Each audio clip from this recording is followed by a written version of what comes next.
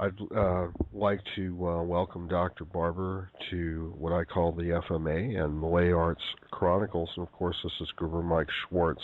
It's a pleasure to have you with us this evening, Dr. Barber, and thank you so much for your time. And was preparing to leave Buffalo. I ran into a guy named Ernie McPeak, who was, I think at that point, a third or fourth degree, and Tracy Kempo. So I took up with Ernie, and I just continued to go to seminars and camps with Professor Presas, and I ended up getting my third degree black belt in Tracy Kempo from Ernie and my third degree black belt from Professor in Modern Arnis. I see. Now, if you don't mind, Dr. Barber, if you could go back to your initial experience. You had said that you were boxing there for a time initially, and you were somewhat out of shape, and that, of course, had taken you to a friend of yours who introduced you to Don Zangi. And can you tell me a little bit about how he incorporated the martial arts from the aspect of the interweaving, if you will, of that with the combat art of firearms? And tell me exactly how that was taught, and what interested you most about that. Well, the Zangi's approach was, you can learn how to shoot a gun. Mm-hmm. You can know everything about the mechanics of shooting, but what are you going to do when the guy's on top of you and you don't have the gun out ready to shoot? Mm-hmm. You have to get him off you. You have to back him up. You have to put him on the ground. You've got to do something so you're clear to draw your gun. Now, was Don Zangi's particular system of hand-to-hand combat, was that Modern Arnis as well? It was primarily Kenpo, mm-hmm. and when I met him in '81, he was just getting into the Arnis. And what he did from '81 on was he began to blend the Arnis and the Kenpo together. And actually, both Al Tracy and Professor Presas encouraged him to do that. Mm-hmm. Mm-hmm. They both encouraged him to do that. And they were both behind him. In fact, when I met Tracy, the first thing I told him was that I had trained with Zangi in Buffalo, and he had a huge smile on his face. Huge. It was like, oh, you've met my rebel. Yeah. He said, yeah, Don's got a unique program. And then Tracy went into how he had explained to Don that he needed to do stuff like this, and his own experiences with Adriano Imperato and Kaju Kempo in Hawaii, mm-hmm. which I had no idea about, and subsequently learned quite a bit from Al about what was going on in Hawaii in the Kempo side. Mm-hmm. Mm-hmm. Over the years, I mean, man, there's a guy, if you want to get him talking about Kempo in the early days with Imperato and Sonny Gascon and those guys in Hawaii, I mean, he's a walking encyclopedia of what this stuff was all about. Oh, I'm sure. I'm certain he is. And so your focus at that time was primarily Kenpo then, correct? Primarily Kenpo, and we were emerging into the Arnis. Mm-hmm. Now, mm-hmm. white belt was Kenpo. Mm-hmm. Yellow belt was Modern Arnis. And from yellow, we went to blue, green, brown, and then black. So blue, green, brown, and black, you were always going back and forth between Kenpo and Arnis. After a while, you weren't even sure what the hell you were doing.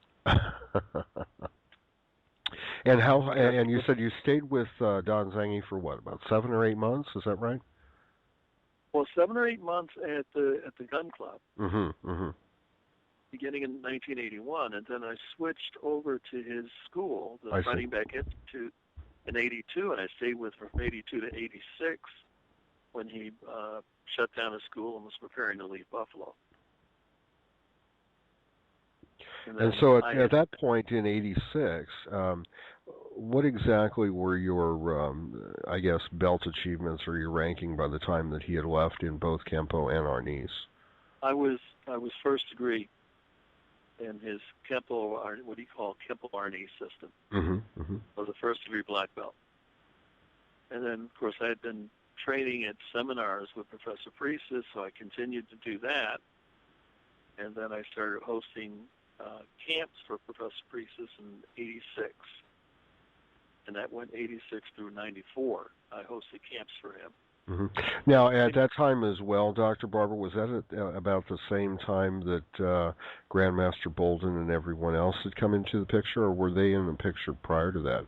And I mean, by everyone else, I mean the East Coast contingent of Modern Arnis, as it were. Oh yeah, they were all in, and we were going back and forth and visiting at schools. And for instance, if Tom would hold a camp mm-hmm. or a seminar, I would go over to Poughkeepsie. Mm-hmm. If Dennis Tolson was doing something down in Philadelphia, or Joe Braden's team was doing something in Philadelphia, I'd go to Philadelphia. So that's how I met a lot of these people, by going to these seminars which the professor was teaching at. Now, in a first glance, if you will, the experienced martial artist that you are, if you could look back to that time frame and see how Professor Presas was presenting material at that time, how do you think, or do you think that he may have changed as he progressed in his way of teaching? Oh, he definitely changed. There's no doubt about it. What effect do you think that had on the system, and how the different interpretations are of his teachings as we have it today? Let me go back to when I got started with Professor. Sure. 82, 83 with Zangi. Mm-hmm. He was teaching primarily stick, and then translation, what he called translations off of the stick. In other words, you were now empty hand. Right. But the same motions, the same movements were involved, so that you had a very simple, straightforward system. If you could do it with your stick, you could do it empty hand. Mm-hmm. And that was his idea. The stick is just an extension of your empty hand. So all of the Senawalis, for instance, there were 3 to 5 empty hand defensive techniques off of each Senawali. So if you learn single Senawali, double Senawali, reverse Senawali, then you learn 3 to 5 empty hand defenses using the Senawali techniques.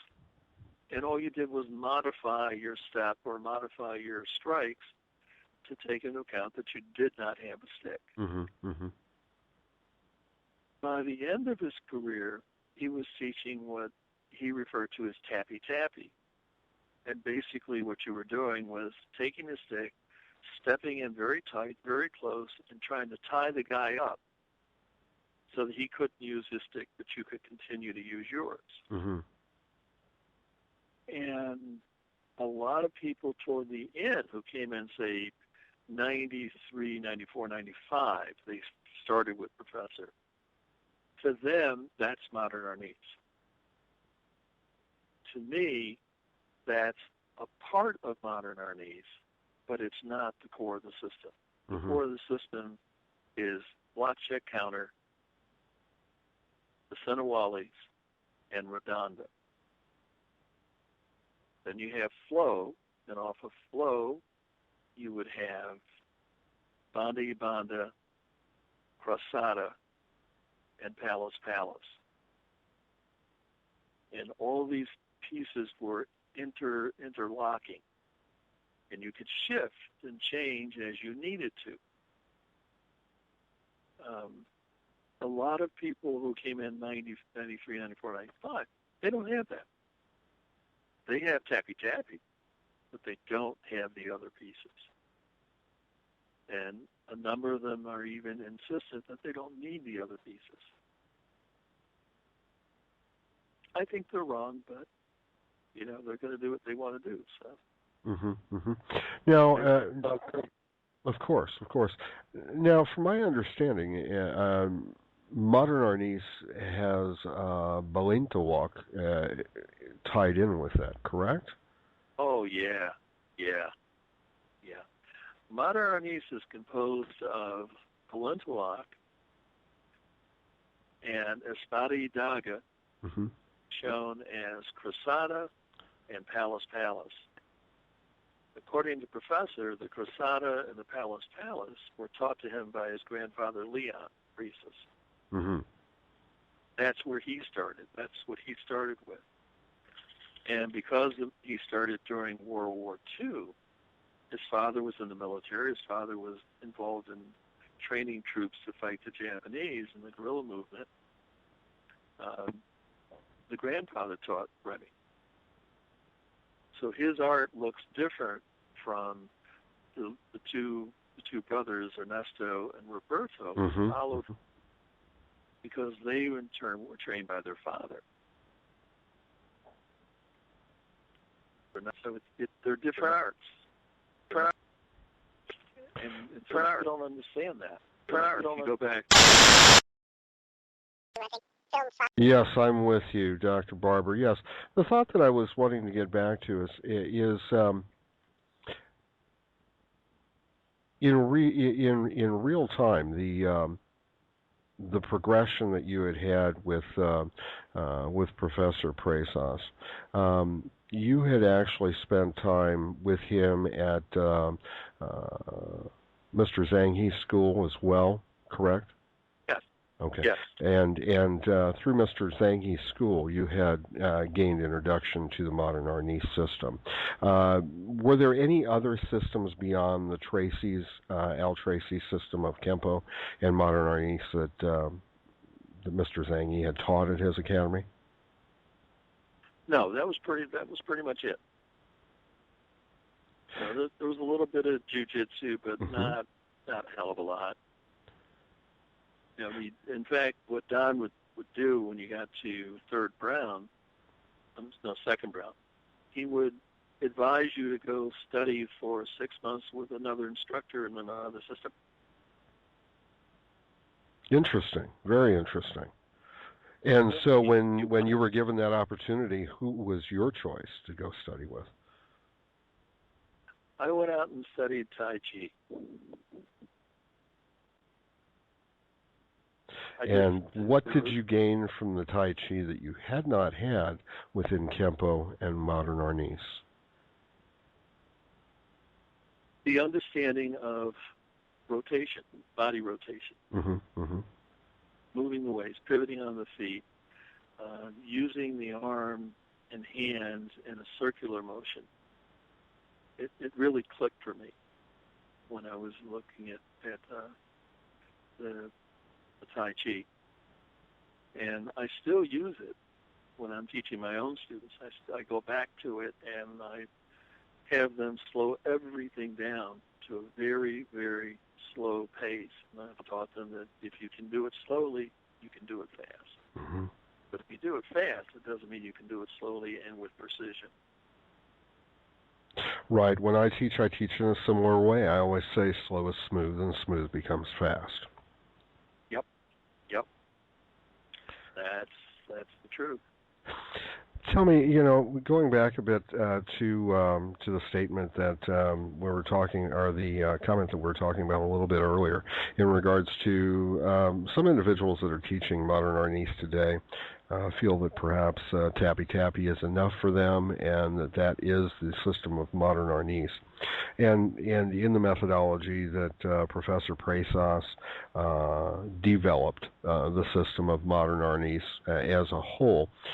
How do you think that compares to what perhaps Guru Dan Inosanto did initially, as well as what he does today?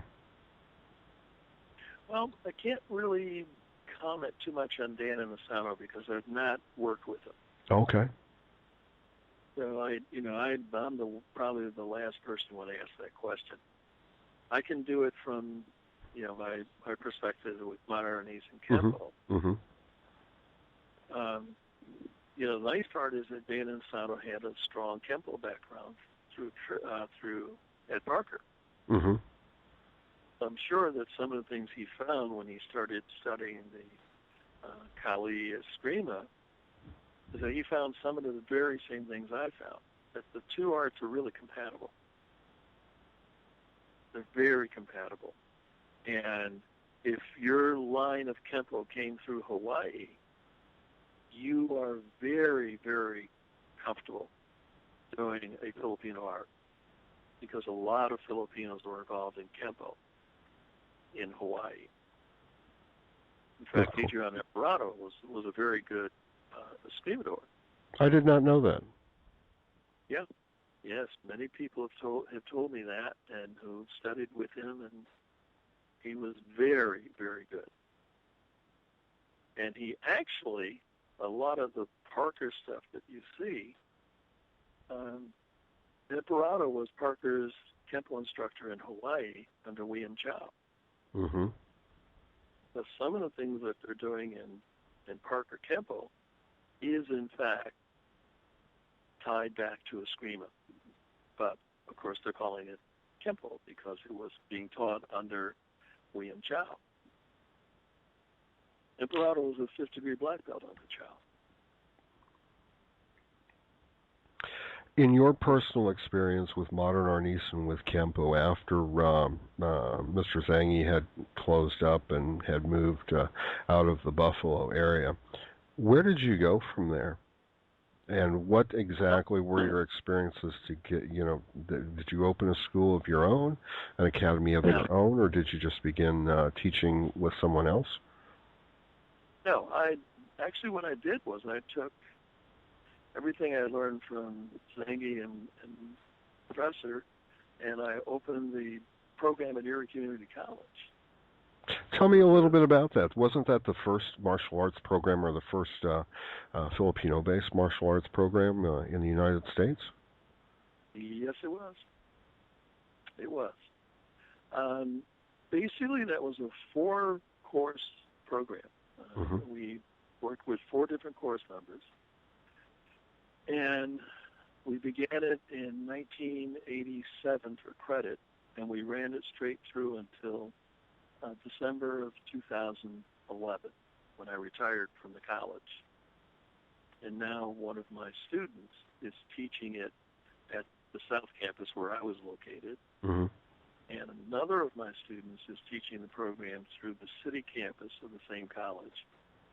And he's been teaching it since 2002. So we have literally 2 programs, but I wrote the entire curriculum and set it all up and reviewed it with Professor Presas back in 1989, and he approved it and gave me his written approval to teach it. So with that in mind, Dr. Barber, do you have your own organization then within the college as well as outside your own Modern Arnis organization, or no? I have a group that I refer to as the Independent Eskrima Kenpo Association. And basically it's all of my students and various friends who like the idea of blending several arts together. And there are probably only about 85 to 90 of us across the country. But, we work back and forth. We talk to each other. We support each other. Sometimes we're referred to in Modern Arnis circle as the independents. and sometimes that's a derisive term, but hey, it's what we do. Now, there are a great deal, well, I shouldn't say a great deal, but quite a number of Modern Arnis organizations that presently exist. One of the questions that I'm brought to ask is, why do you feel that there is that separation, as well as is that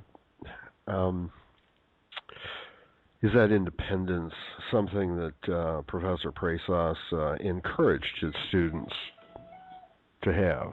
I think yes. He wanted a large organization. He wanted as many schools as he could have across the country. Mm-hmm. And so, yeah, he encouraged that development. And then in talking with people like Tom Boland, Bram Frank, Dan Anderson, others Mm-hmm. around the country, Mm-hmm. Professor actually taught somewhat different things depending on which part of the country you're in. Is that right? And who the lead instructors happen to be. You basically try to take their strengths and build a program around that Mm-hmm. to keep them interested. And so the program, Modern Arnis program, as taught by professors across the country, was not strictly a single unified plan. It had a number of variations on it. So, in other words, what you're saying is that he may have designed the system, depending upon, as we're saying, where he was at the time, for those particular instructors, or to keep those particular instructors in mind, and as you just said, to keep them interested. Yeah, exactly. In fact, one of Professor's favorite statements was, "You must make it for yourself." Meaning, you should take Modern Arnis as he was giving it to you and shape it into your own sense of what the art was. So it wasn't a rigid dogmatic system. There was a lot of flexibility that he put in it, mainly because he wanted to keep people happy. Make it more American, perhaps. Yeah, exactly. If you will. Exactly. And, and that has a lot of pros and cons. Sure. The pros is, yeah, okay, look, we all can do this thing. The cons are, okay, yeah, now we turn around and we fight each other because each of us thinks we have the end-all and be-all of the system and the other guy's wrong. Mm-hmm, mm-hmm, mm-hmm. So some of the arguments that you're seeing in the Modern Arnis world are really arguments that Professor, in a sense, got started but never really worked at unifying people. He just kind of came in, did his thing, left town. You did all the rest. But don't you think, and just from a perspective from my particular system of Serrata Eskrima, I think that is something that probably I'm seeing happen within every particular system and every particular family system, in that the instructor or the professor, if you will, or grandmaster, would promote the system to enhance what the student may already have, and to allow that particular person to grow with that in mind, and then perhaps because someone else may have had a different background, may have taught them to enhance another portion or other abilities. I'm sure that happens, and I think it's almost inevitable, because you're not going to get 100 people who all have exactly the same experiences. That's so true.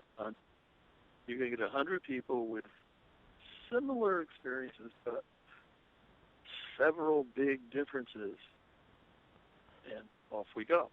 And unfortunately, as time progresses, if there's not necessarily any distinction along the path, and when that person or when that guide leaves, that leaves a huge hole for everyone to try to fill in some fashion. Absolutely. There may not be anyone there that truly anyone would feel would be able to fill that void. Absolutely. And that's exactly what happened when Professor passed away. Do you feel in that vein and I don't want to be political in any way. Do you feel in that vein that his son, or perhaps his wife, or what have you, is there a particular member of his family that you feel would or should be able to be recognized or fill that position? I mean, outside of all the independence, and of course, every organization has their own hierarchy as they do. But outside of those, is there anyone perhaps that they can all look to that would say, this person, after Professor's passing would be the guide? I honestly don't know. I think it's going to be very difficult for anyone from Professor's family to pull it all together again, because in part, what you were looking at was a man who was very charismatic. Mm-hmm. And when charismatic leaders pass from the scene, almost nobody's able to step up and hold the whole thing together, because it was built on one person's personality. And I think that's exactly what we've gotten into in Modern Arnis. This thing was built primarily on his personality, and his children do not have his personality. They are not him. Now, what they do with their art and how they teach it and how they go about it, they have to do it their way. They have to be themselves.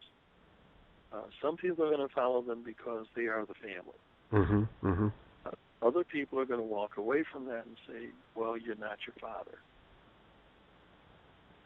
So I don't know where it's going to go. I mean, at some point, and just in a general discussion, I mean, there are one or two instructors within my area, and we're planning to host an event sometime here in the near future. And one of the comments made was, it's interesting that within at least within a portion of the Midwest, that those that are representing the Filipino martial arts, maybe a few white guys and a couple of black guys, and there are no Filipinos that are actually coming out to step forward to represent their particular system or systems within particular areas. And is that, do you think, a portion of a lack of growth within the Filipino culture, and that they are that tribal, that they don't want to move away from particular areas of the country, or do you think it's something else? No, I think it's, you just simply don't have Filipino people of Filipino origin, or Filipinos, or people born in the Philippines who immigrated to the U.S. Mm-hmm. You just don't have them in the area. You also have to take into account that in the Philippines, there are segments of their society which see Arnis, Kali, Eskrima, whatever it's going to be called, as thuggery. It's not for civilized or sophisticated people. It's a low-class art. We miss that here in the U.S. But in the Philippines, that's something that happens, and I've run into Filipinos who, the minute I mention the art, they kind of take two steps back away from me, like, "Oh my God, I thought you were an educated man."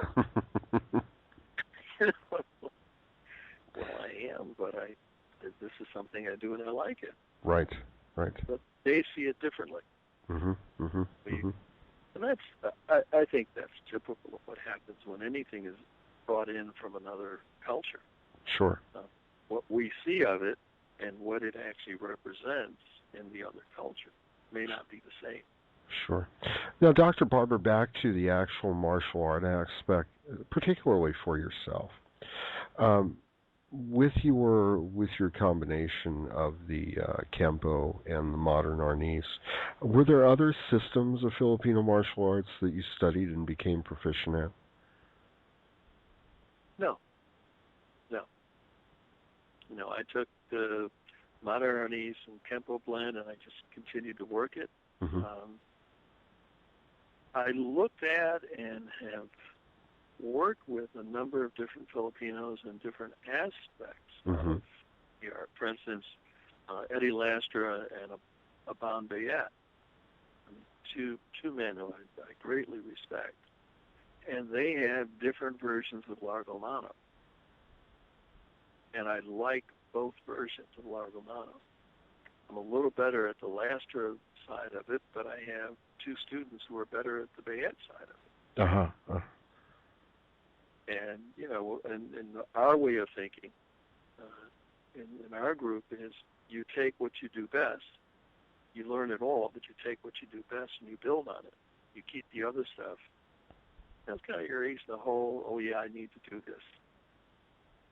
But it's, that background that you have, but you do take something and work it.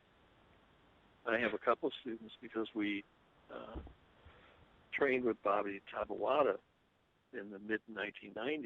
In fact, I was probably the first person to have Tabawada in the northeastern United States back in 1995. And Mm-hmm. Bobby was here for 5 camps and 3 seminars.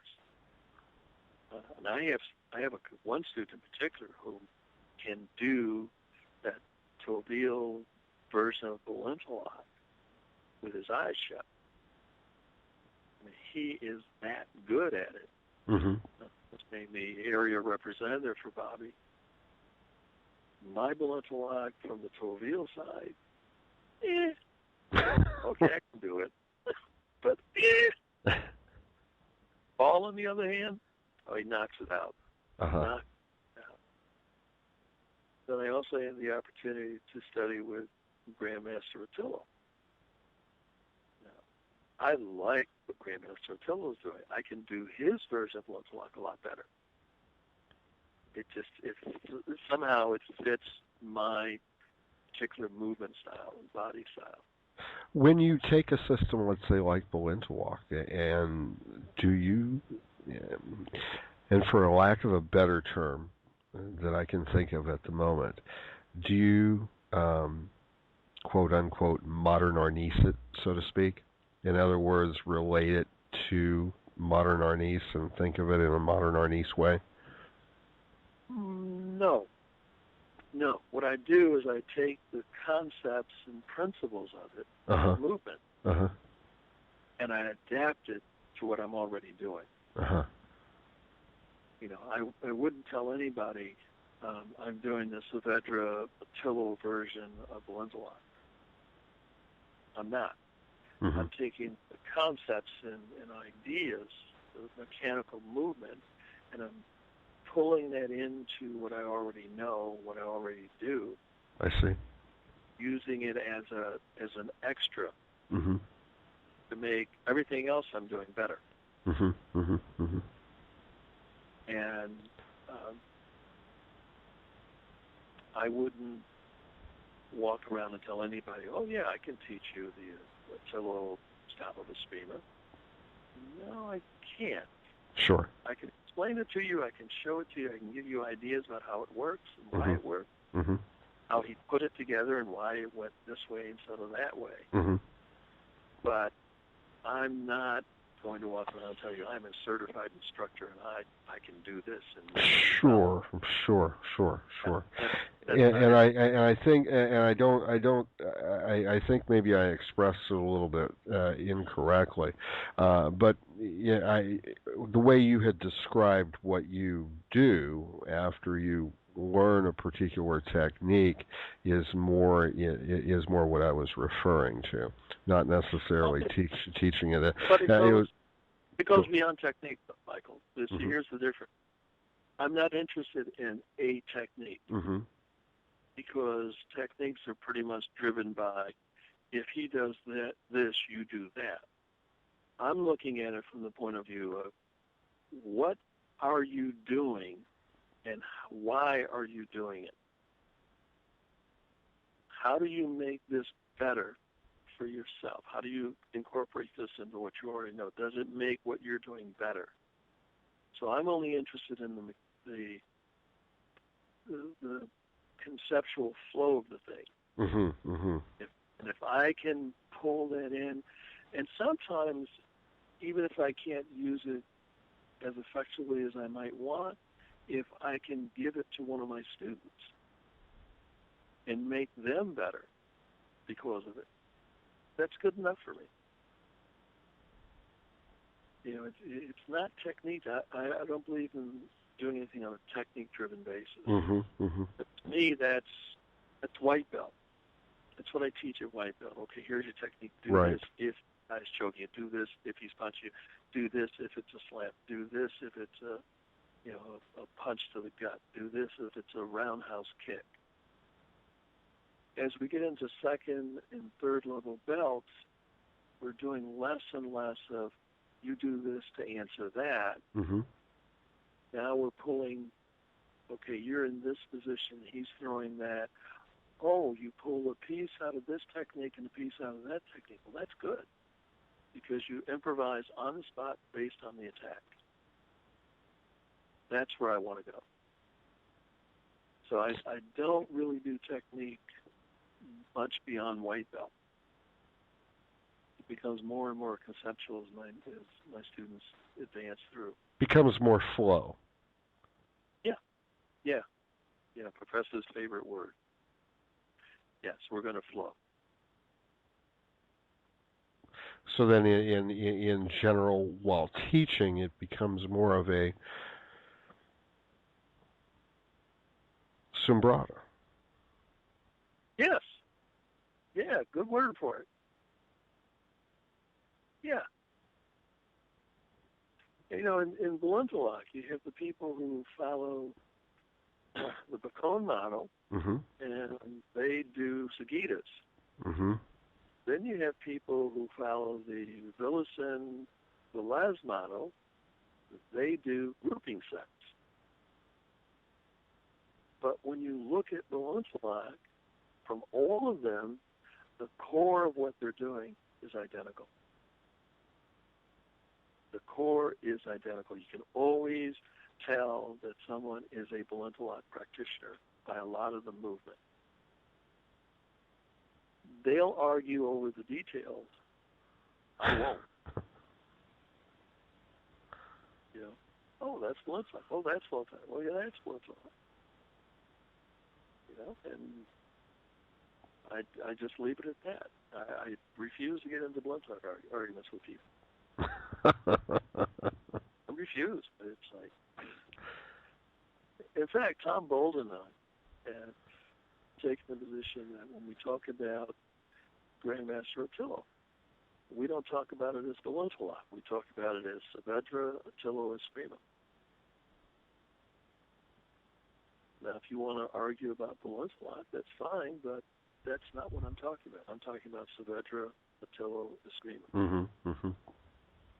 Because Grandmaster Attilo will tell you that he learned the Saavedra system from his father, and he knew Dorian Saavedra as a child.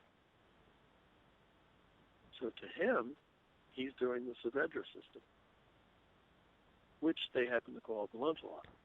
I see. Because it was Saavedra who trained Attila's father and Enchan Bacone. And by the way, Bacone was a Saavedra. Was he really? Yes, his full name was Venancio Saavedra Bacone. He was first cousin to Teodoro, and his uncle was Lorenzo, who was the head of the system. It's a family system. They named it Balintawak because when they broke from Dos Pares, they started meeting at a member's shop. I've heard sometimes referred to as a leather shop, sometimes a shoe shop. But it was a shop on Balintawak Street. And it became the Balintawak Group. And that's where the name honestly came from. It was a street name. Yeah, the street name. And almost everybody in Balintawak will agree that that's where the name came from. So there is a point of agreement at the very least. Yeah. In fact, an argument that I had privately with the guy who was the Balintawak guy, the reason I decided never to argue Balintawak again, was I asked him if Bacone invented the Balintawak system, what did he use as the basis to develop the system? Where did it come from? And he could not answer me. In fact, he called me, ironically, he called me another one of those stupid-ass white Americans who's trying to rip off his system, his culture. So, obviously, he didn't know. And when I read his email, I just started laughing out loud. Like, okay, here we have another stereotype. You know, the white American is trying to rip off this poor brown-skinned fellow. And so I was like, okay, fine, whatever. So I just basically wrote back to him and said, well, I don't think we need to go any further. We're going to have to agree to disagree, and there's no point in talking about this anymore. And I never corrected him on the race issue. It wasn't worth it. I was about to say, imagine his surprise. Well, I'm sure if he's since found out, I'm sure he's probably looking at himself going, "Oh, what a dummy you were." But I don't know that he did. And it's okay anyways. Of course. Dr. Barber, tell me a little bit. Right now you said that you have two programs going on in two different college locations. You yourself, as far as your program, where do you envision it several years from now, 5, 10 years from now? And how do you envision yourself, your mark within the Acrimony Arnis family, so to speak? Actually, I have no idea how to envision myself in that stuff. None whatsoever. I never got into it with an idea of what I was going to be at some point in time. I got into it because I wanted to teach. That began when I was in my underbelt, training with Zangi and Professor. I just wanted to teach the thing. I just wanted to teach Modern Arnis and Kenpo. That's all I wanted to do. That was my goal. Well, let me back. My goal was to be the best Modern Arnis, Acrimony teacher, Kempo teacher in the business. But, I recognize that as a subjective kind of argument. So many people are going to have so many different opinions, and, you got to think of yourself and push yourself to be the best you can be. So you might as well try to be the best. But, did I attain that? I don't know. I'm hoping that Paul and Mary can keep the program going at Erie Community College at the two campuses. I'd like to see it reach, 35, 40 years of continuous usage and training. And I really would like to, probably won't live long enough to see it, but I would really like to see them turn over to yet another student who's qualified and interested in teaching it and just keeping that whole thing going as long as possible. I think it's a hell of an interesting program. It's a lot of fun to teach. Where do you feel, where do you, in that same vein, where do you feel the system of Modern Arnis will be 5, 10 years from now? Where do you think its place in martial arts history, if you will, maybe? I'm hoping that it will be recognized as a highly innovative system that Professor Presas and the people who followed in his footsteps opened a whole new door on the martial arts world. You know, we got away from Japanese and Chinese and Okinawan. Oh, there's Filipino. Oh, there's Indonesian. Oh, there's Malaysian. And I think what Modern Arnis did was it was the art that opened the door to the other countries coming to America and showing what they had. Just as we took boxing, we took and baseball to saying, I don't want to be a leader in Modern Arnis. When Professor died, I was a third degree. There were fourth, fifth, and sixth degrees already. How in the world am I going to walk up to somebody and say, well, I'm a third degree and I should be the head of the system? That's stupid. That's absolutely stupid. I'm not going to put myself in that position. So I'm going to let those guys fight it out. Whoever wants it, it's theirs as far as I'm concerned. So in other words, you feel that as far as the acrimony between the different organizations, that will never resolve itself. I don't really think so. I don't think so. I mean, hell, in Buffalo, John Bryant was Don Zangi's student. John Bryant left Don as a brown belt, and he got some help from a professor to open his own school. That acrimony has never been resolved. It's being carried on by students of the two men. I see. You know, and basically people should know better. But you still have those arguments going on. You know, it's like ridiculous.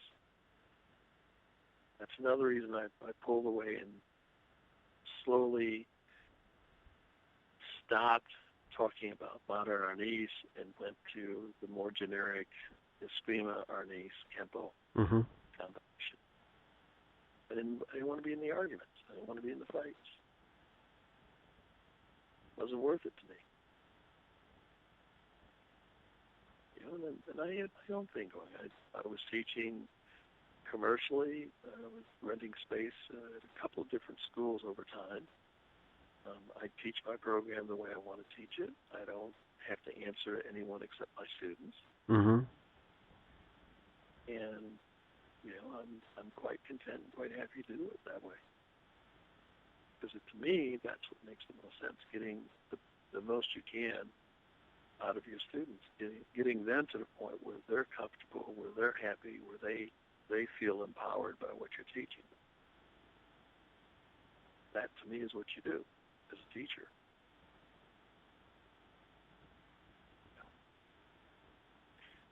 Somebody else is going to have to sit down and decide, you know, what my contribution to the art was.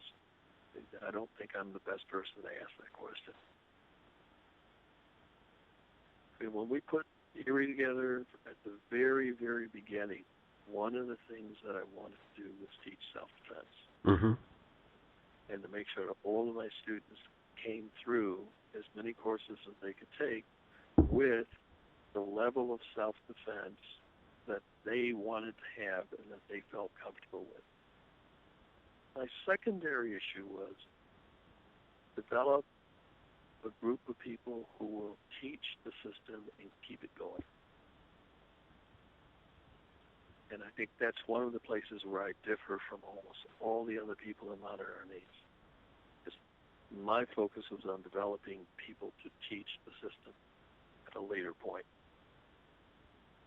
And right now I'm pretty comfortable. I've got 6 people who are, you know, actively teaching.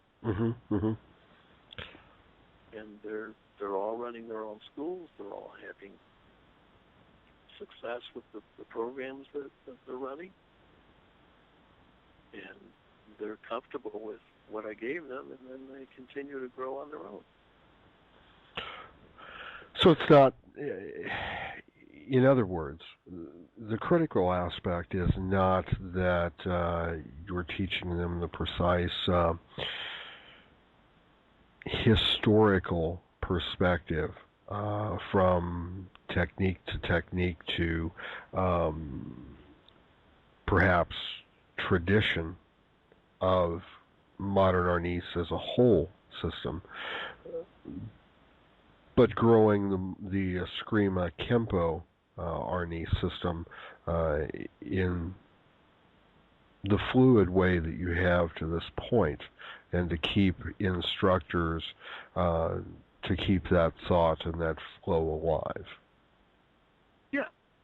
Yeah, and give them the tools that they need to begin that journey for themselves. Mm-hmm. And and I, quite honestly, I mimic Remy in this sense. I always tell them, you have to make it for yourself.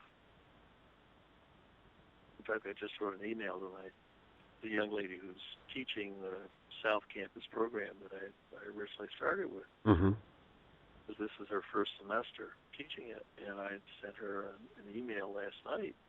So the first day of teaching was today, and in it I told her, you have to make it for yourself. Don't try to mimic me. Don't try to be like me. You're not a clone. Make it for yourself. And that I honestly feel that way.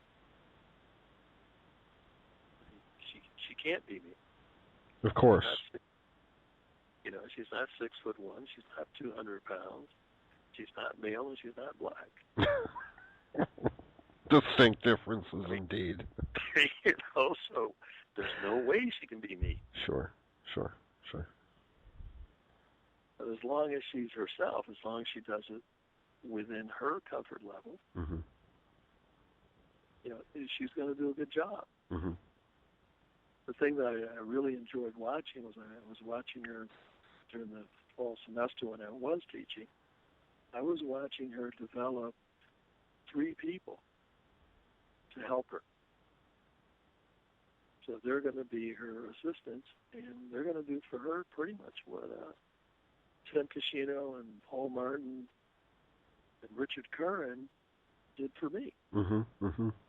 You step up and bingo, here's somebody you say, okay, go over there and show so-and-so how to do this.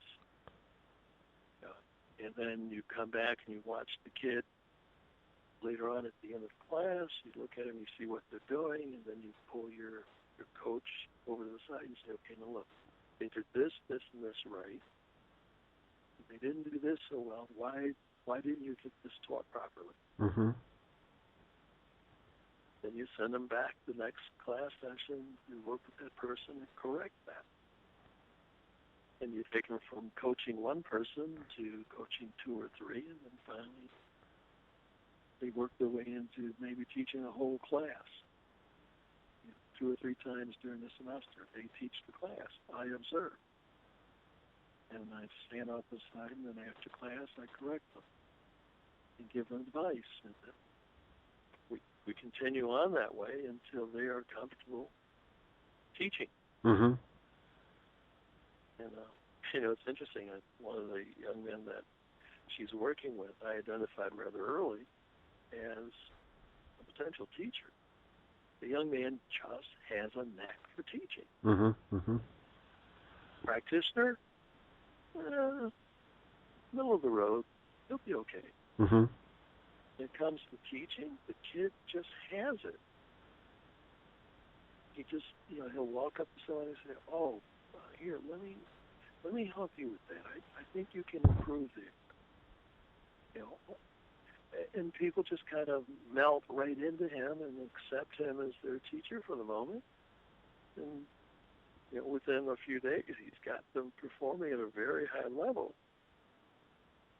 And I'm just amazed when I watch him do that. And I think about, damn, how come I couldn't do that? I'm the teacher here. How come I couldn't do that? But he's just got that knack. Mm-hmm. Mm-hmm. Mm-hmm. And the other thing he's got which of course I couldn't have, he's their peer. So he's not a threat to them.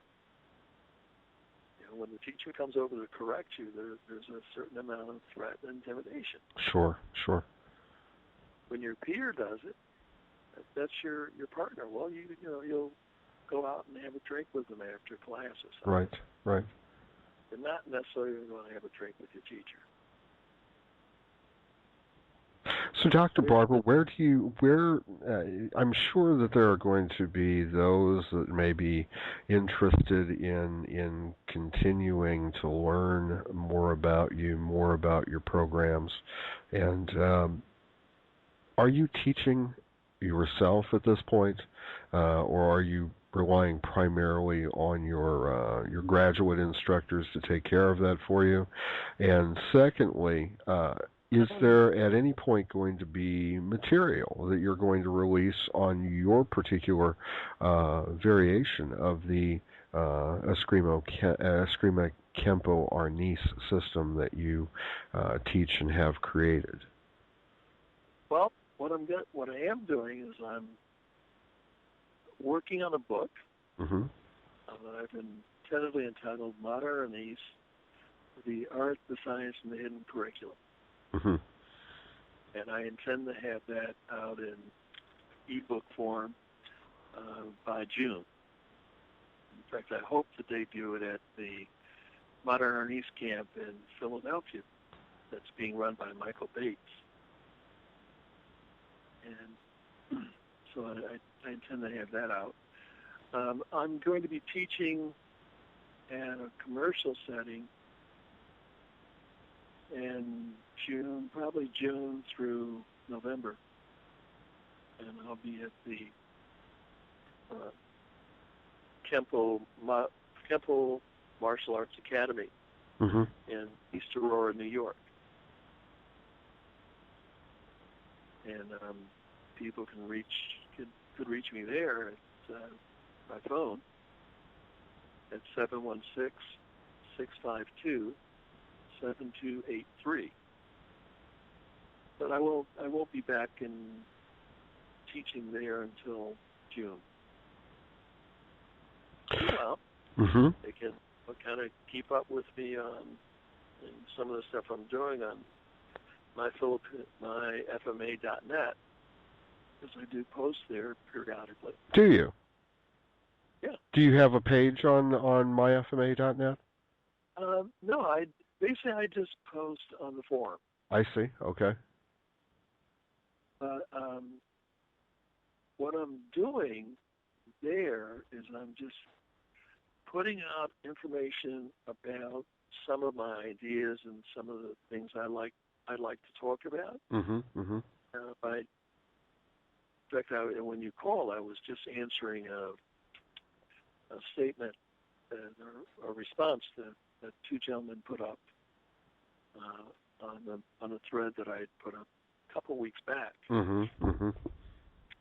And it's been a nice thread. It's been a very, very pleasant thread. It was basically talking about teaching. And the thing I liked about it is that people took it seriously. I called it a developmental sequence for martial arts instruction. That's the thread title. Mm-hmm. And in this developmental sequence, I talk about the 4 steps or stages that people go through in learning.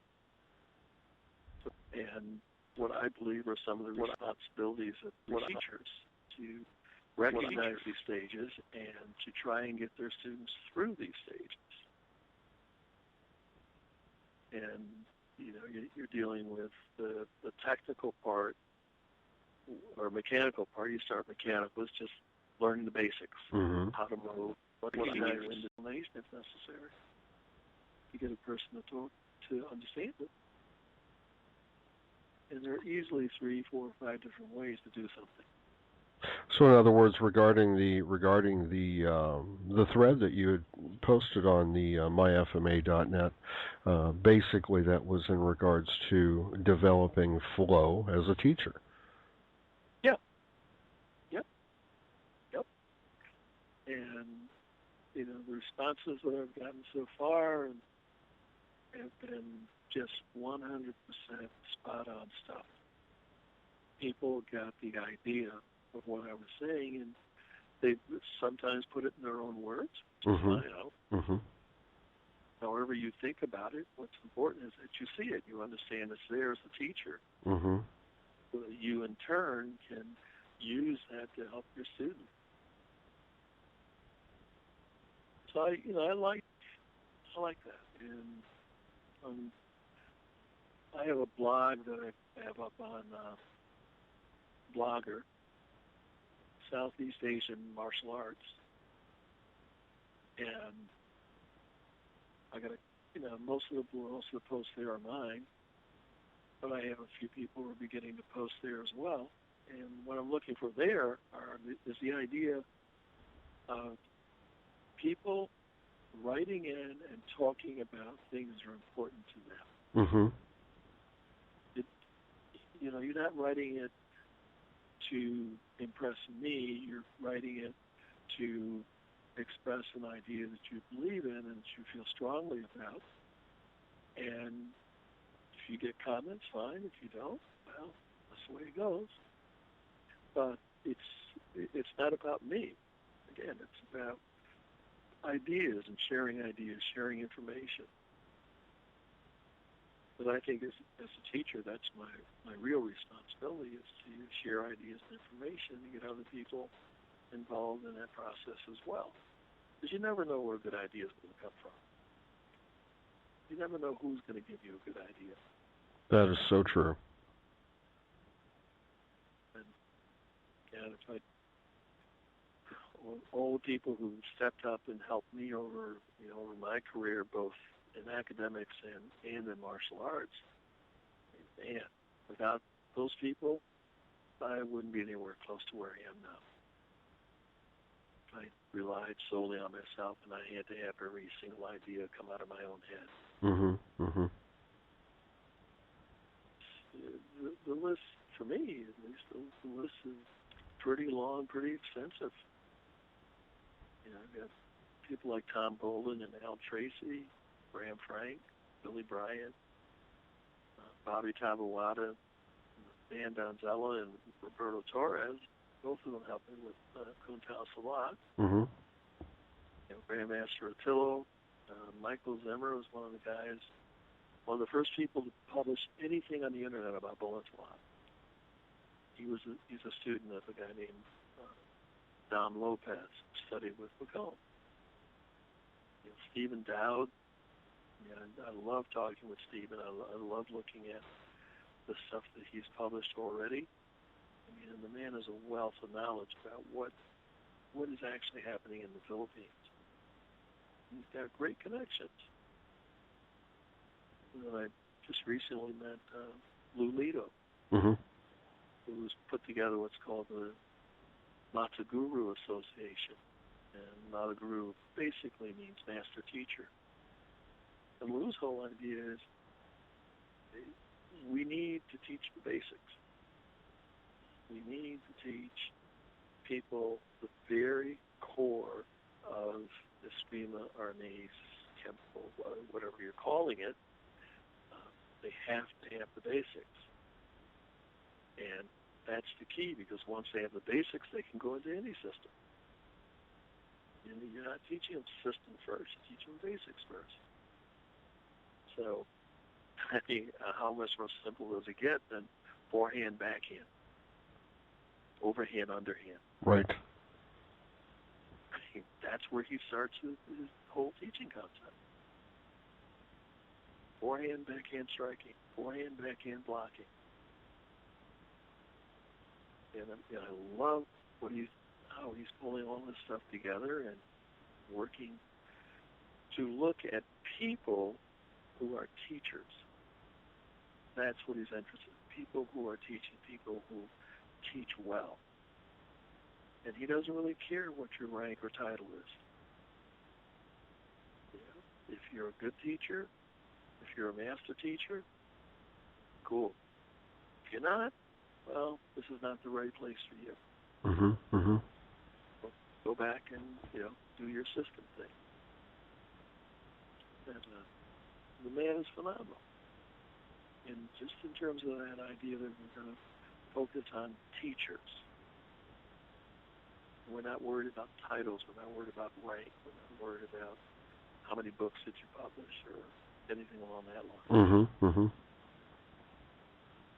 But to me, those are, without these people being in my background and helping me pull things together, I wouldn't be doing some of the stuff I've done. I couldn't. Because they influence my thinking, they influence my physical behavior in some respects. Some cases, I call them up and, bitching and moaning about something. Sure.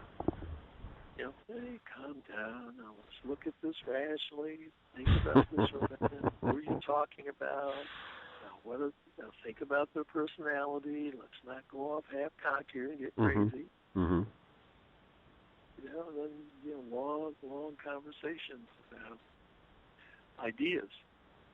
I mean, just this whole idea that professors taught differently in different parts of the country. And that came from just having numerous conversations with different people from different parts of the country and comparing notes with them.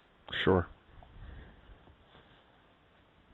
Me, if you can't talk to other people, you got a problem. Or if you've got to be the top banana all the time, you got a problem. Because you're not going to learn that much. Like I said, it's not for me to say what I did, how well I did it. And somebody else has got to determine how well I did it. And I recognize that there are some people who are not going to be happy with some of the things that I write, I suppose. But, hey, I'm an academic. That's what I do. I write. I think. I put things out on paper. I challenge you to step up and, show me I'm wrong. Right. And, and by the way, when you're showing me, bring the proof with you. Don't yell and scream, bring the proof. Sure. One of the things that I tried to do when I was posting on the Modern Arnis forum, Marshall talk, one of the things I tried to do there is I tried to get people to share what they thought were the essential elements of Modern Arnis.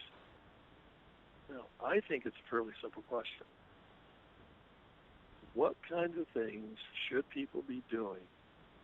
Should people be teaching and learning so that they can say they are practicing the art of Modern Arnis? Every time I've presented that question, I've not gotten a single answer. And really? That's really what yeah. And that's really what pushed me to start writing this book on the art, the science, and the hidden curriculum. Well, hey, if you guys aren't going to tell me, then I'm going to write what I believe, what I think is the truth. And I went back through Remy's 3 books that he published in English, and I'm quoting Remy extensively in my book. Now, if you want, after the book is published, if you want to argue with me, that's okay, but in reality, you're going to be arguing with Remy.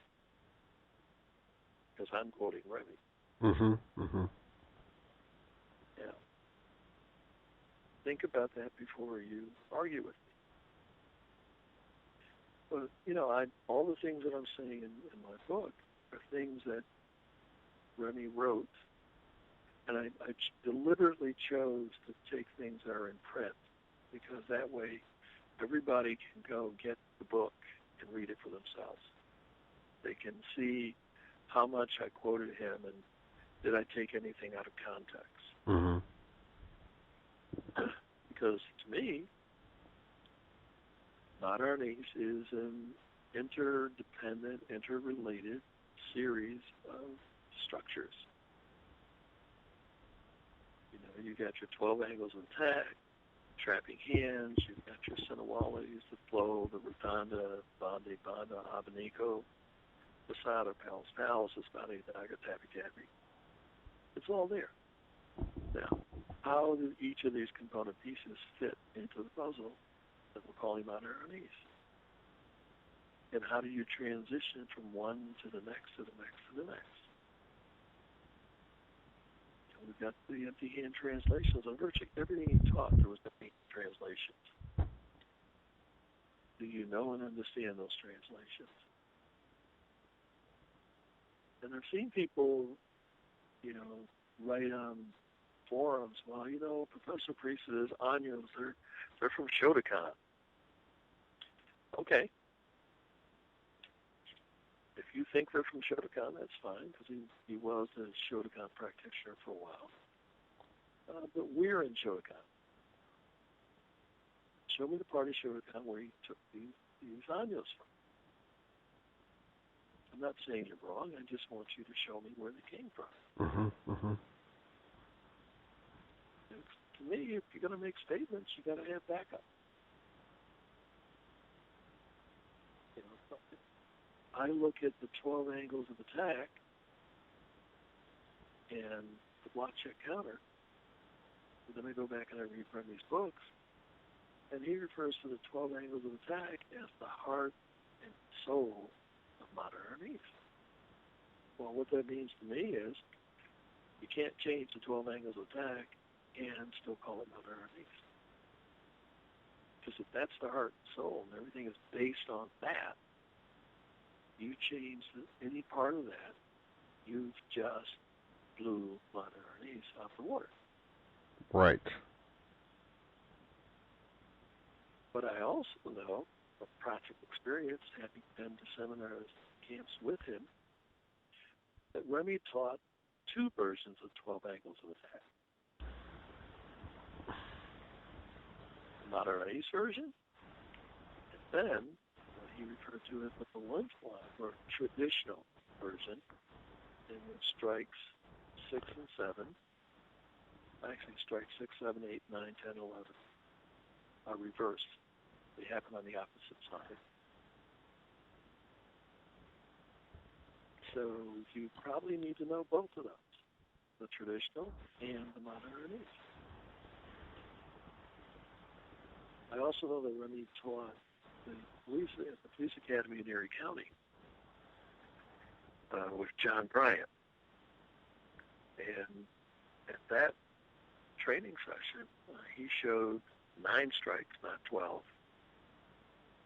And he reversed 6, 7, 8, and 9. And he totally dropped strikes 10, 11, and 12. Because he was told that the New York State Council of Police Chiefs, who write the curriculum for all police training across the state, did not allow strikes to the head or face. So Remy adapted very quickly and came up with the traditional 9, I should say the traditional 12, and he stripped out the last 3 strikes. That is still what is being taught. That was probably 1986, 1987. That's still being taught to police cadets in Erie County to this day. I call it the Police 9.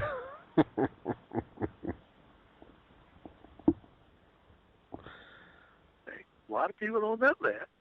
A lot of people in New York State. In fact, a lot of people in Erie County, where I live, and who teach Modern Arnis, don't know that fact.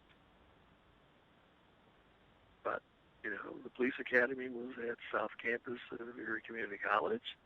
I knew some of the instructors in the academy, and I knew John Bryant, and I had lunch with John and Professor before they went down to teach. So, I had first-hand information about what they were going to teach. And then, after it was taught, what they actually taught. to me, that's the kind of stuff you have to be able to talk about. But I've never been able to get anybody on Martial Talk to come up with what they thought made up Modern Arnis. And I honestly think some people are afraid to do it.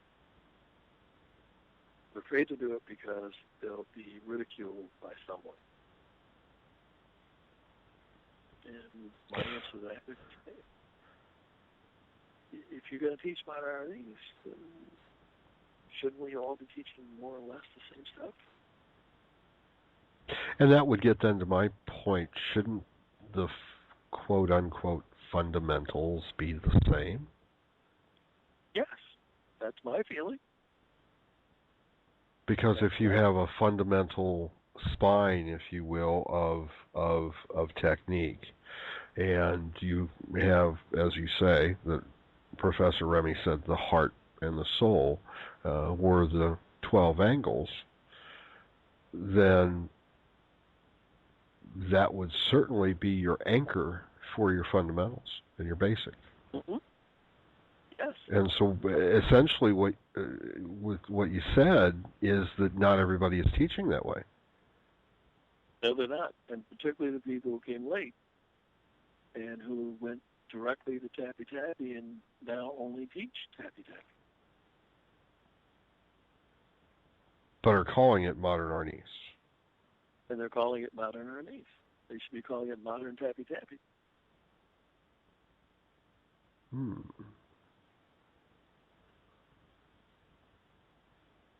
Why? Yeah. Well, because that's what they saw. That's what they were taught. And they don't understand their history. They don't understand the history of their art. They're very quick to write off the earlier exponents of the art, the people who helped Remy build the art. In fact, that's what's going to make Michael Bates's Modern Arnis camp in June in Philadelphia at Villanova. That's what's going to make it so great. Michael has gone back and is trying to get some of the folks who were with Remy back in 75, 76, 77. He wants some of those people on the program. They were the ones who initially began the process of helping Remy build Modern Arnis in the United States. Mm-hmm. Mm-hmm. If you ignore these people, you're ignoring the history of your art. You're ignoring the development of the art. You are not fully conversant in your art. You don't have to like everything they do. You don't have to believe everything they say, but you at least have to acknowledge they exist and that they were important to the development of the art. One would think. I know. But, you've been around Serrata long enough to know that there are camps in Serrata. This grandmaster to get along with that grandmaster, and this other grandmaster hates so-and-so over here, and these guys never talked out of that. I kind of shrugged my shoulders and said, well, I've been invited to present. I'm going. I really don't care. I got there, and all of these people who supposedly were going to be fighting were friends. They were going to one another's seminars. They were going to seminars together. They were having lunch and dinner together. Making arrangements about it and have drinks afterwards. Mm-hmm. Mm-hmm. It's like, where's all this fighting that's supposedly going to happen? Where's all of this coming from? And what it turned out to be was the students. It wasn't masters and grandmasters. It was some of their students. They were doing all the talking. And I think the same thing goes on in Modern Arnis. Students do a lot of talking. They believe some of the stuff they've said. Now that they've arrived at the status of being instructors, it's kind of hard to back off some of those old remarks you made. And they're not quite mature enough, old enough, to look at life and figure out you have less in front of you than you have behind you. So maybe this will be a good time to start making friends again. Mm-hmm. And I'm sure that as Modern Arnis, as we progress in time, some of these people in Modern Arnis will start doing that because they'll start reaching those ages. There'll be a couple of deaths here and there that are unexpected. They'll realize that they themselves are getting older and they need to back up. But, how much damage have they already done? That's going to be the question that can only be answered over time. That's very true. Very true. It's sad that at times it takes a tragedy or two to enlighten or bring folks together in that regard. Yes, it does. And it's frightening, but that is the way it happens in some cases. Mm-hmm. There seems to be no way around it. None. And I suspect that when I think back to my parents and grandparents and things that they were trying to tell me when I was younger, mm-hmm. and then I look at my own kids, who are, all adults, and I look at them and I see some of the same mistakes being made, and I'm trying to tell them, and then I realize after I walk away from them, they're going to learn it the hard way. You just told them, but they're going to learn it the hard way. Mm-hmm. But accept it. And when they get to those realizations, they come back and talk to you again. You just nod and pat them on the back and say, all right, thank you, my son. I'm glad you have arrived here. Let's move on. Because I know a couple times I have to go back to my parents and, eat humble crow. Sure. Because I didn't listen. But I guess that's what happens when you make the transition from childhood to adulthood to parenthood. It's a growth process. Oh, yeah. Yeah. And I don't know how many times I told my sociology students at the college, mm-hmm. parents are parents and children are children. And the only thing that changes is you rearrange the faces and give them all new names. The behavior is the same. Right. That's just the way it is. So I think Modern Arnis itself is going to be around for a while. I don't think the groups are going to go away. I don't think the argumentation is going to entirely go away. I do wish some of the people who came in 93, 94, 95 and really got indoctrinated in Tappy Tappy. I do wish some of them would, step back and take a long look at this art and talk with people like myself who've been in it for a long time. And hell, we're lucky because we still have most of the people who initially helped bring me back in 75, 76, 77. We still mm-hmm. have those people around. So they still have a unique opportunity to learn that information. Yeah. And learn it from guys who were there and got it firsthand. I remember Tom Bowling telling me that Remy was showing Balintawak at a couple of camps in like 85, 86. Mm-hmm. And then when I talked to Dan Anderson, on the West Coast, they didn't see any of that during the same time period. They didn't start to see it until the 90s when Bobby Tawada came to the States. Graham Frank was seeing a lot of jiu-jitsu along with or judo along with jiu-jitsu. Mm-hmm. So he picked up the Wally J. Small Circle Jiu-Jitsu. Right. But Graham was seeing judo.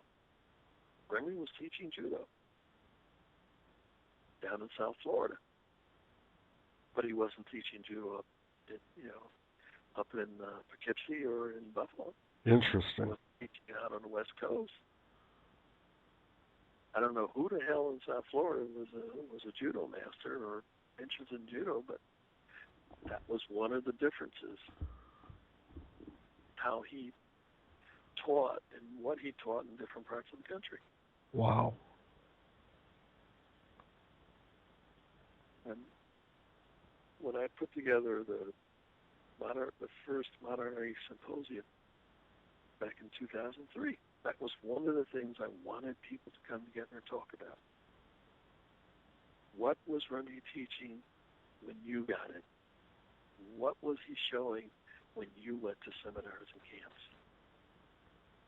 And we did have some of those conversations.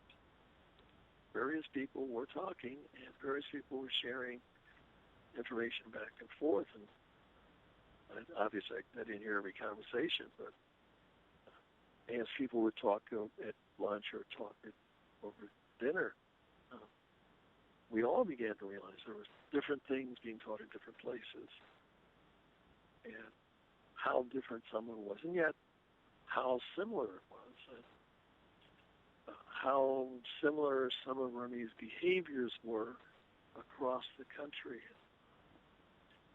I knew what he had done with John Bryant and Don Zaghi in Buffalo, because I could see it. I knew it. And I knew that he had pulled 3 of my students off of me and offered them rank and to help them open schools. Mm-hmm. 2 of my guys said, no, thank you. One accepted the offer and then literally died in the bushes by himself. Mm-hmm. The offer to help wasn't followed up with actual help. But I found out that a number of people had experienced the same thing, either as teachers or as students. That his thing was to build as many schools as he could. That was his motivation. So if you encourage somebody to go out on their own, open their own school, then you got another school you can go to, more seminars you can give. Mm-hmm. Mm-hmm. And to me, that's why people need to talk. You don't necessarily want to sit and talk about what a wonderful guy he was and make him angelic. You want to sit and talk about the reality of what happened. And there were good points and there were bad points. And why perhaps he taught the way that he did at different areas. Exactly. And the fun part of it is you begin to realize that no one had a monopoly on anything. But if you can accept that as a reality and then move on from there, you can put all of your experiences together. You can put all of the information that you got from him together, pool it with other people, and build this Modern Arnis thing in a way that you cover virtually everything that he was teaching. Did Professor Remy have a school of his own? No. Not in the United States. No school, no national headquarters, and no written curriculum.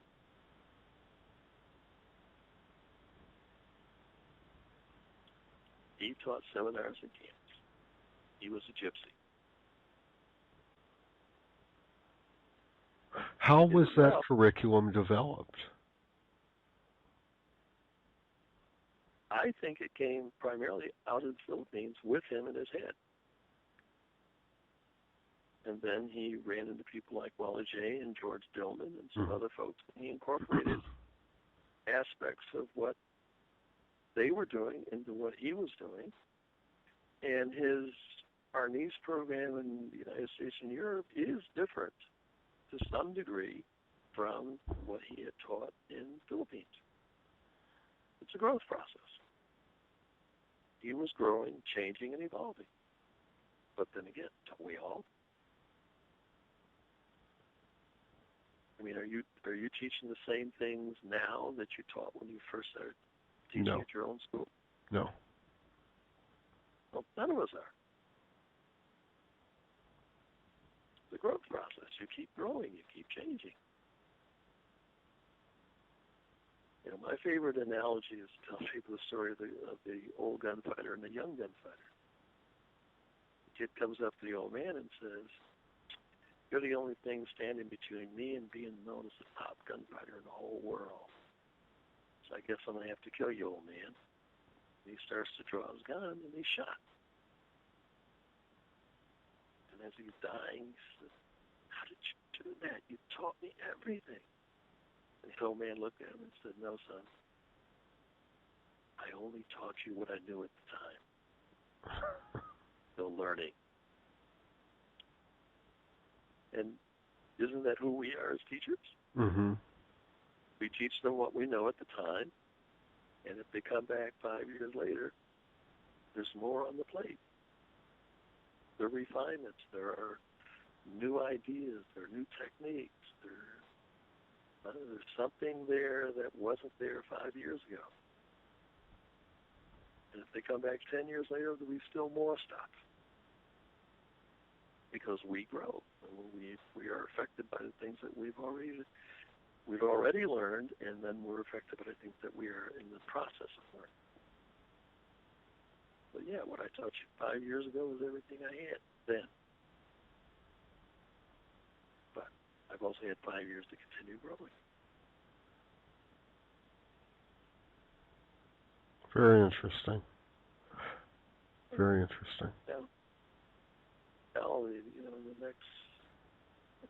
sometime in the next couple of months, I'll go over to a couple of schools where they're teaching Tappy Tappy, and I'll sit in and I'll practice Tappy Tappy with them. I'm not going to do Tappy Tappy as my primary means of doing Modern Arnis, but it's good to know. It's there, it's out there, it's part of the Modern Arnis, so yeah, I'll see it. But I also know that it's one drill, and that we saw that drill in 88, 89 as Decadena. A lot of people don't like to hear that, but that's where we saw it. He was teaching as Decadena. He was showing exactly the same things that he was doing all at the end. He didn't have sticks in your hand. It was all the same stuff, all the same traps, all the same locks. But they're at the end. So I'll go study with the new kids on the block and practice it with them. And hey, it's Modern Arnis. No reason I should turn my back on it. Right.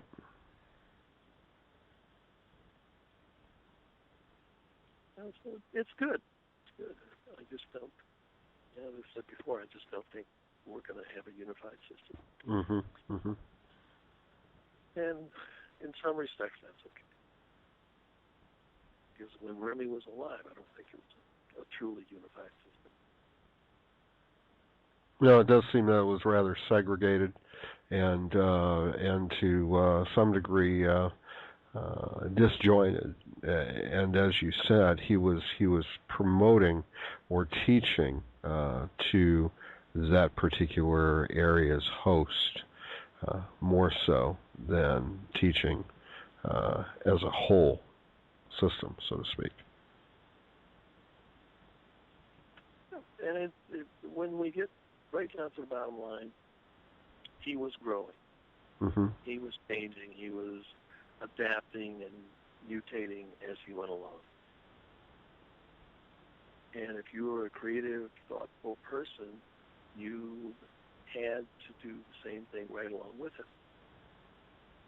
And if you held on to that, then ultimately you evolved a system that may have all of the same components as of Modern Arnis that he had, but you have your own flavor to it. You have Mm-hmm. your own way of doing it.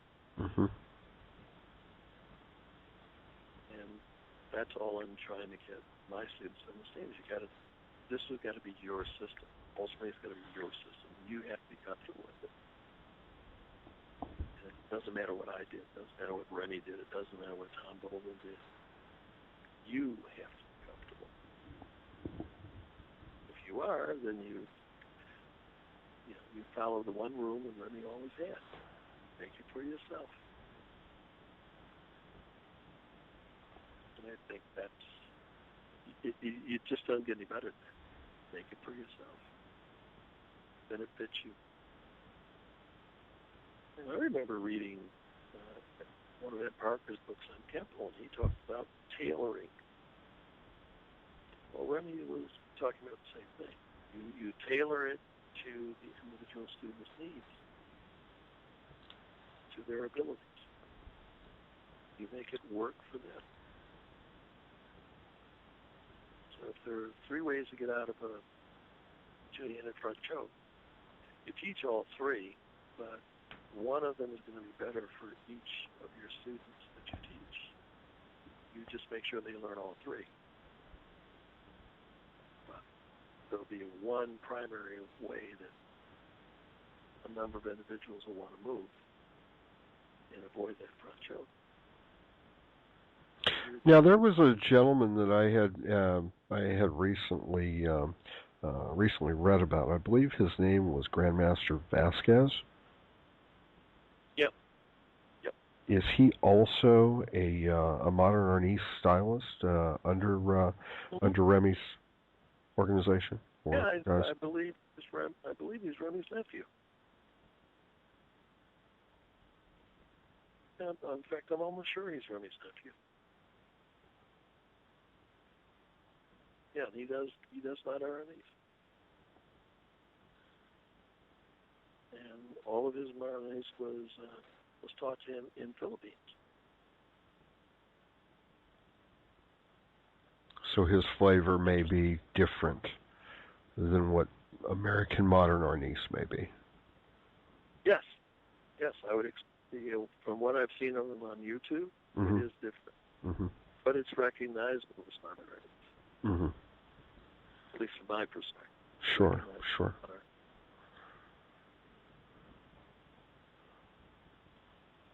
Well, Dr. Barber, it's been a real, indeed, pleasure speaking with you this evening. And I know that we've been on the phone for a bit, quite a bit, over an hour. But I've enjoyed our conversation very much, and I hope you have as well. Oh, I have. I have been looking forward to talking with you for some time. So, for further reference, though, you'll be teaching again beginning in June, correct? At a local academy there in Poughkeepsie, or is it Buffalo? No, it'll be in East Aurora, New York. Okay. Which is just south of Buffalo. So the Kenpo Martial Arts Academy. And outside of that, of course, you still have your students teaching at Erie Community College, correct? Yes. Yep.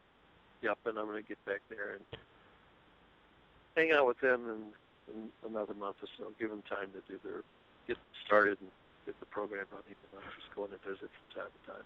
Once your ebook is published, do you plan to release any curriculum in regards to video curriculum or anything of that nature and go into a distant learning situation?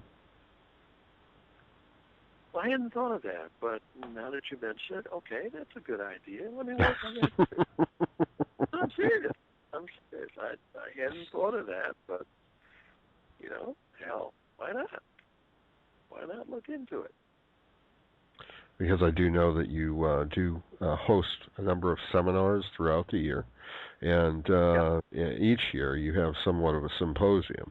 And so with that in mind, I'm sure that you're asked to teach in many other places as well. And so it would just seem to be a fit for you to have a distant learning program as well. Well, actually, I wasn't teaching that many seminars while I was working full-time because, I had to be in Buffalo. Sure. I taught probably 5, 6 seminars a year, and mainly during the summers. But yeah, that idea of a curriculum. Yeah, in fact, I'm helping one. Well, I shouldn't say helping. I have talked with one fellow I email who's developing a curriculum for a college program, and we've talked several times. And I'm available whenever he needs my help. I'm available to help him. And the idea of that was just, hey, I've been through it. I know what it's like to put the program together for a college. There are some things I can tell you that you need to do, so I'm going to tell you. The actual curriculum itself, I'm not going to tell you what to put in it because it's your system. Sure. But it works for you. But I can advise people on, things like setting up objectives and writing those objectives out, getting their time frame together, because you're working on a semester basis. You're not working on a 6-month or a yearly contract with your students. So you only have 15 weeks. And in 15 weeks, you got to make it all happen. Boom. And then what you're looking at, realistically, is you're looking at 2 semesters to really do it well. You have to have a first and a second course. So you're looking now at 30 weeks.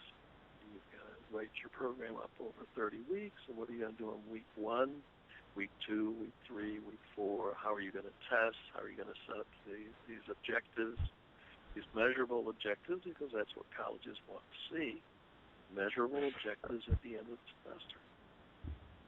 What are measurable objectives? How do you set your test up to achieve that?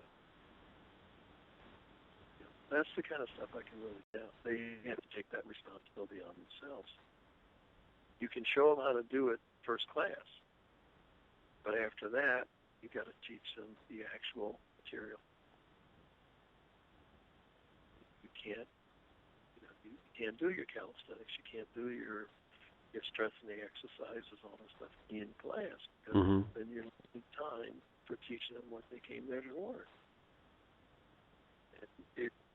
It's a different mindset when you're going from a dojo to a college campus and a college program. Very different mindset.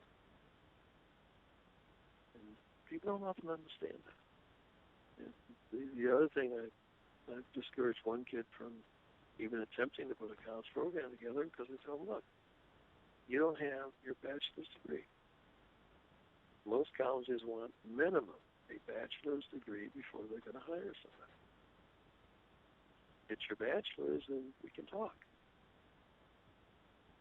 And, if you don't have that, we're wasting each other's time. But you've got to explain these kinds of things. Who do you go talk to if you're coming in off the street? Who do you need to talk to get this process started? Because if you're not part of the college program already, we've got a different road to go than if you happen to be like I was. I was already a tenured professor. So when I wanted to put the Modern Arnis program in, I already knew who to talk to on campus, and I already knew how you set up the course syllabus to get it in place. And I actually got quite lucky because even though I wanted to do this as I was training under Zangi, I was real lucky that I got my first degree black belt from Zangi at exactly the same time the Middle States Accrediting Association, which comes through and they review the college to see if the college is up to snuff to offer transfer credit. They had just finished their report on South Campus, and they were, in their exit report, they were telling the campus that they needed to add a number of new courses in several different departments, and one of them was phys ed. So they were under the gun because Middle States was going to be coming back the next year, and if they were not showing some progress in that direction, their accreditation might slip. So they were under the gun. And so when the director of PE approached me, because he knew I was working with kids down in this, he had given me permission to work with some kids down in the small dance room. we're just doing informal training and, kicking ideas back and forth from different systems. When he approached me and said, hey, look, would you be interested in teaching a martial arts course for us? And I'm like, yeah, yeah.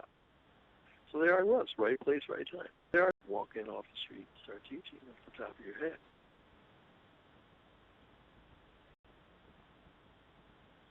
And then when we taught the program 2 years. Yeah, 2 years. It was 89. The professor was in Buffalo to do a seminar for us, April of 89. Mm-hmm. And we, 3 students and I, went through the entire 4 semester of curriculum. He evaluated every single of the 4 curriculum, every technique, every anyo, everything that we had on paper. We went through it with him, and he looked at me at one point and said, why are you teaching empty hand first? This is our niece. And I said, because the department would not accept the idea of teaching weapons right off the top. So I put my empty hand first, and then I started teaching weapons second semester. He thought about it for a minute, and he said, very good, very good. And we went from there. Later on, he said, I had to ask that question because you're going to run into people who know the Filipino system and say Filipino weapon first, empty hand last. Mm-hmm. You must have an answer for them. It was a political answer. I didn't want to risk putting weapons in very first semester. I wasn't sure that the curriculum committee would buy into it. Mm-hmm. We did a little introduction of weapon in that first semester, but it was always at the defensive end. How do you defend against the strikes 1, 2, 3, 4, 5, and 12? Forehand, high backhand, middle forehand, middle backhand, the thrust to the middle, and then the overhead. Mm-hmm. The students were always on the defensive for that. They accepted that, but I certainly didn't want to put it in at the very beginning, nor did I ever put in knife. I never put the knife in to teach the knife. Because again, I'm thinking college, public school. I don't think they're going to want me showing people how to use a knife. So again, all the knife work came as defensive, but never teaching the kids how to use the knife. Yeah, political. Of course. I'm teaching at a public school. I know they're college students. I know they're adult, near adult and adults. But still, your county representatives, when they hear about this, and some parent comes in and says, they're teaching over at your college? Mm-hmm. Again, you got to do things that protect you and allow you to get your program on board. If you can't get your program on board, you can't teach it. If you can't teach it, it's no good. I'd gone through stuff with humans, because I taught human sexuality for sociology department, and I had gone through stuff like having a parent call the county executive to complain about human sexuality being taught at the college to 19, 20, and 21-year-olds. Wow. Here's some parent calling the county executive demanding that the course be shut down. I'm not teaching 5-year-olds. Mm-hmm. But, again, you look at it, it's a county school, it's a public place. People feel their tax money is being spent wrong, and they're going to make some complaints. Right. Fortunately, the county executive simply called the college president, who in turn called the campus vice president, who in turn called the department chair, and I wrote, my stuff back up the line, and everybody was happy. It's stuff like that you want to tell people when they're talking about a college program. Okay, think about these things too, because they're part of the environment you're going to be working in. I understand that you want to teach people how to use sticks, but think about how that looks to people who have no idea about what you're doing, and who aren't going to ask you why are you doing it. They're just going to complain that you want it. Maybe even start a petition drive to get you out of the place. Right. Got to get your ducks lined up. Got to know what you're going to run into and anticipate as best you can and prepare. And when people want programs on campus, a lot of times they will help you with, get through some of that political stuff that you don't know about if you're new coming onto campus. You don't know about all that politics. Well, there are people there who will help you if they really want the program. At Erie, I was in a good position, already being tenured, and I knew the political layout of the college and the county, so I could avoid a lot of things just the way I wrote the curriculum up. If you're coming in new, never taught at a college or never taught at that college, public or private, there are things you got to consider. Of course. Even Buffalo has a good number of Catholic colleges. There are issues there that you have to consider that you wouldn't even need to think about at a public school. You're at a religious run or an institution that's run by a religious organization. Now you got to think a little bit differently there too. For instance, you're bringing in a martial art. Well, how many people believe that martial arts espouse Buddhism? Are you going to go into a Catholic school with this implied Buddhism? I don't think so. So one of the things you have to do is strip out certain things so that there's not even the appearance that it's going to interfere with some religious orientation that's already existing at the college. I took out the bow. My students do not bow at all, because at the South Campus, we serve a Yemeni community in the city of Lackawanna, just north of the college. Well, Muslims are not allowed to bow before any man. It's built right into their culture. You do not bow.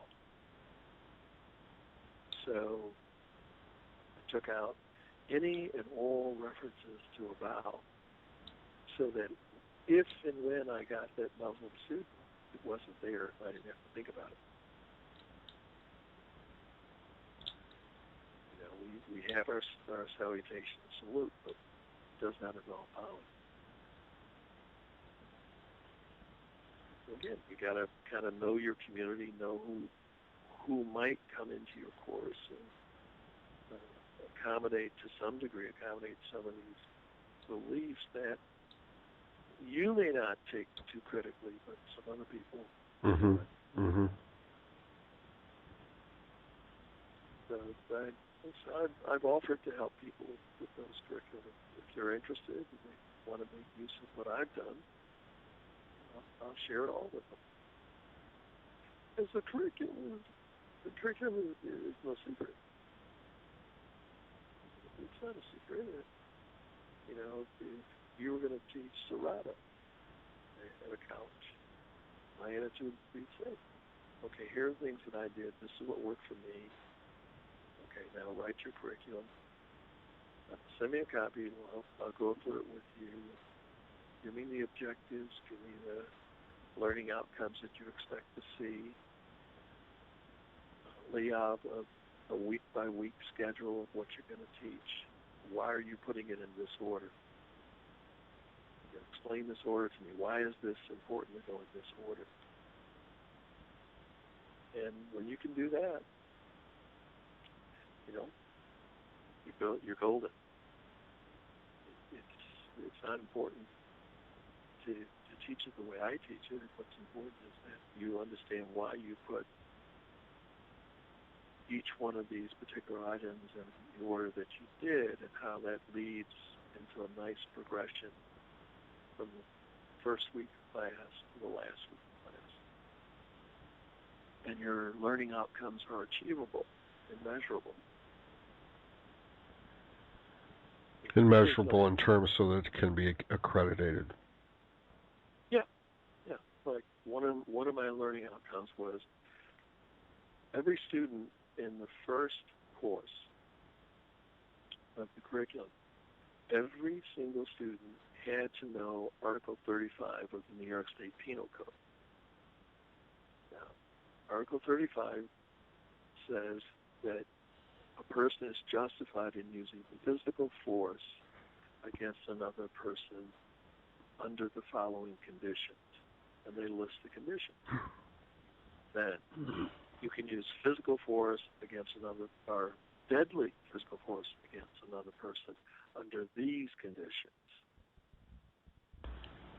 So one of the things I require all my students to know is Article 35. Because in New York State, there is no self-defense clause in the law. Mm-hmm. If I were teaching in Wyoming, I could talk about it purely as self-defense, because Wyoming recognizes self-defense in their criminal law. But in New York State, you only have justified use of force, justified use of deadly physical force.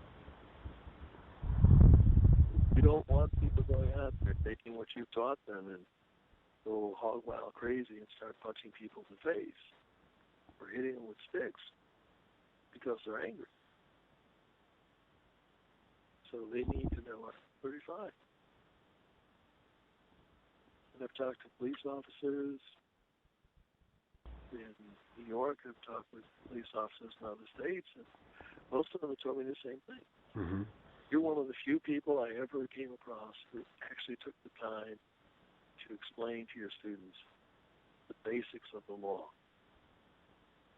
with regard to fighting. Well, yeah, because that's what Zangi taught us. But, it started from pistol. But that whole idea, if you're going to use physical force against the person, you had better meet this criteria pretty closely.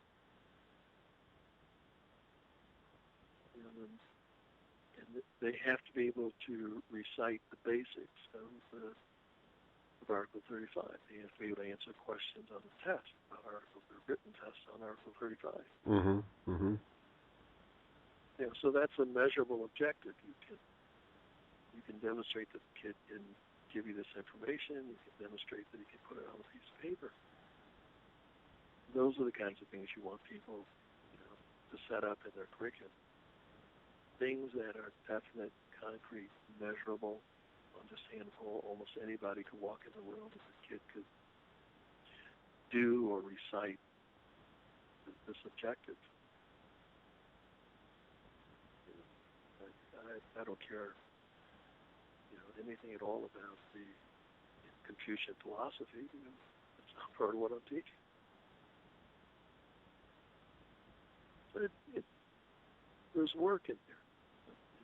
The curriculum part, I think, is the most difficult part to get the course started. But once you've got it in place, mm-hmm.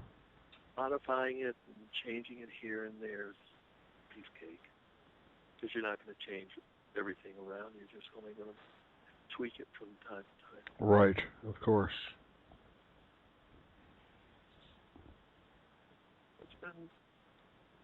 It's been a fun ride. I've enjoyed it. I've enjoyed it a lot. I think if I had to make a decision about, what contribution I would choose to focus on, that would be it, teaching the self-defense program at community college for 24 years. Mm-hmm. Well, that is quite a distinguishing mark within your career. Yeah, and the funny part was I got a lot of females who came into the course and they said, I've always wanted to take a karate course. I've always wanted to take a self-defense course. I always wanted to learn how to fight, but my parents wouldn't let me. Now I can take it for college credit. Mm-hmm. Mm-hmm. So you look at that and you go, oh, okay. That's not why I wrote the course up. But hell, did people come to it with their own objectives too? So, if you're teaching some female how to do something she has always wanted to do, her parents were reluctant to let her do it because she was a girl. Right. That's cool.